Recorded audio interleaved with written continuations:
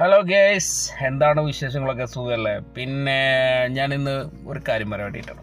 ഇപ്പം നമ്മൾ ടിക്ടോക്ക് ആയാലും ശരി, ഇൻസ്റ്റയിലും ശരി, FB ആയാലും ശരി, വാട്സപ്പ് ആയാലും ഒക്കെ എന്താ പറയുക, നമ്മുടെ നാട്ടിൽ നടക്കുന്ന കാര്യങ്ങൾ എല്ലാ സംഭവങ്ങളും നമുക്കിങ്ങനെ വന്നുകൊണ്ടിരിക്കുന്നത്. നമുക്കിങ്ങനെ ജസ്റ്റ് ഇങ്ങനെ നോക്കുമ്പോൾ ഇന്നവിടെ അത് സംഭവിച്ചു, ഇവിടെ സംഭവിച്ചു, അതൊക്കെ പോട്ടെ, അതൊക്കെ കാര്യങ്ങളാണ് നോക്കാം. പക്ഷേ ചില ആളുകളിടുന്ന പോസ്റ്റുകൾ എന്ന് പറഞ്ഞു കഴിഞ്ഞാൽ ആ പോസ്റ്റ് ഏതാണ് ഉറപ്പ് പോലും ഉണ്ടാവില്ല. ചിലപ്പോൾ 2-3 വർഷം മുമ്പൊക്കെ മിസ്സായി പോയ ഓരോ പോസ്റ്റ് ആയിരിക്കും. മിസ്സിങ്ങിലൊക്കെ ഉണ്ട്, മീൻസ് ആരെങ്കിലും കാണാനില്ലെന്ന്. ചിലപ്പോൾ ആൾ തിരിച്ച് അവിടെ വീട്ടിലൊക്കെ എത്തിയിട്ട് ഒരുപാട് കാലമായി ഉണ്ടാവും. എന്നാലും പോസ്റ്റ് വീണ്ടും വീണ്ടും ഇങ്ങനെ ഷെയർ ചെയ്ത് കൊടുക്കും. ഇപ്പം നമുക്ക് എന്തെങ്കിലുമൊക്കെ കിട്ടുമ്പോൾ നമ്മൾ വേഗം അടുത്ത ആൾക്ക് ഷെയർ ചെയ്യും. അതാണ്.